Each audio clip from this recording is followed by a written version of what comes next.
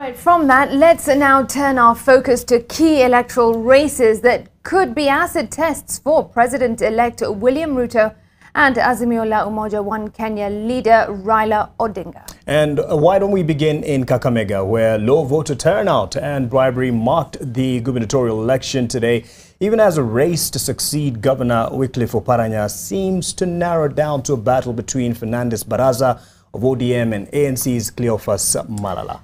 Let's now link up with NTV's Oko Okusa for an update. Okusa, what more can you tell us at this point tonight?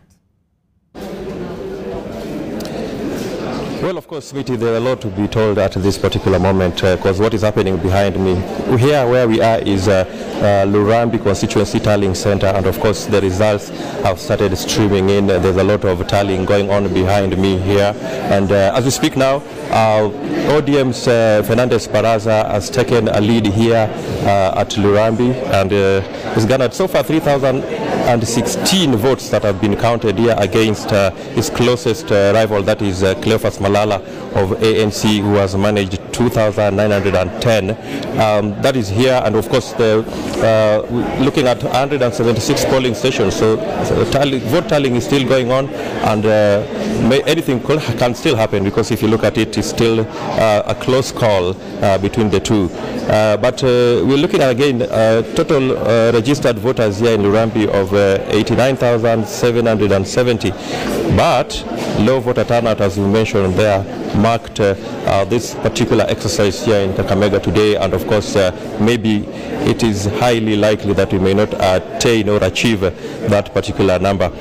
Besides that, remember there are a total of 7 candidates who are battling for this particular seat. We are talking of Suleiman Sumba of KANU, Cyrus Jirongo of UDP, we have Michael Osundwa, who is vying on an independent ticket. There is also Austin Opitso, also vying on an independent ticket. There's Samuel Omukoko of MDP, and of course there is Fernandez Baraza and Cleophas Malala, who are mentioned as top contenders in this particular contest. Of course, a lot of things happened during the day. Just a while ago, some suspected DCI officers are said to have raided the home of Cleophas Malala in an attempt to arrest him. It is not clear why, and of course they were repulsed by Malala's supporters. So we'll get to know more about it when we talk to the police officers around here, just to get us to know why that particular move happened a while ago. But earlier in the day, a lot of activities happened, and I packaged some of them in a story that we can now take a look at. Voting in nearly all the 1,685 polling stations in Kakamega County started on a sluggish note, with only a handful of voters trickling in to cast their ballots when the polls opened at 6 in the morning. Siku ya tarehe 9 kulikuwa na watu wengi sana.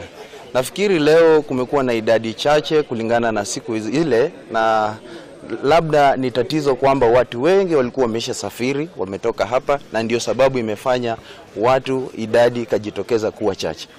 The exercise was also marked by reported hitches with the Kenya Integrated Election Management System, popularly known as KIMS kits, in a number of the polling stations. Okay, some of these kits kuna POs walifungua badala ya kufungua allow clerks to log in, walifungua alafu wakafunga tena ni kama imefika 5.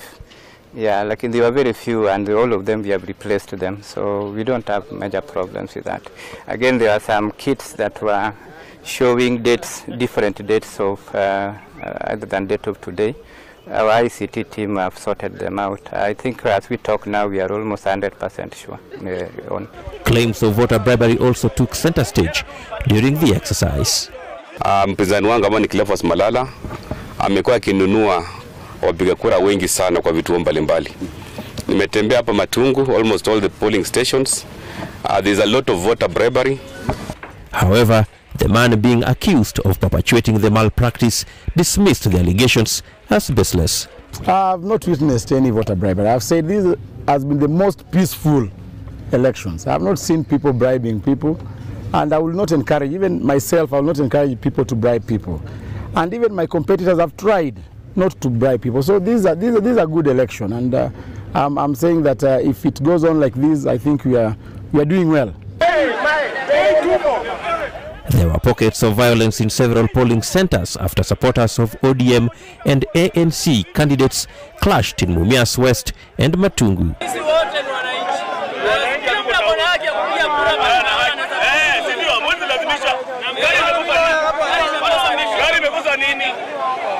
ODM's deputy party leader, who is also the outgoing Kakamega County Governor, Wycliffe Oparanya, was at pains to explain how a campaign poster belonging to ANC's candidate Cleophas Malala found its way into his Facebook page.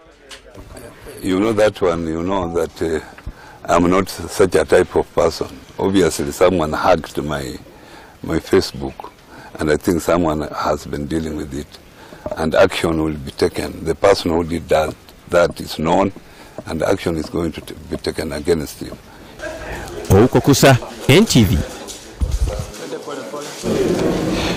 Well, 12 constituencies, 1,685 polling stations to go. The vote tallying is still on and will be here until the last vote is counted and tallied and the winner of this contest announced. Back to you, Smithy and Mark. All right.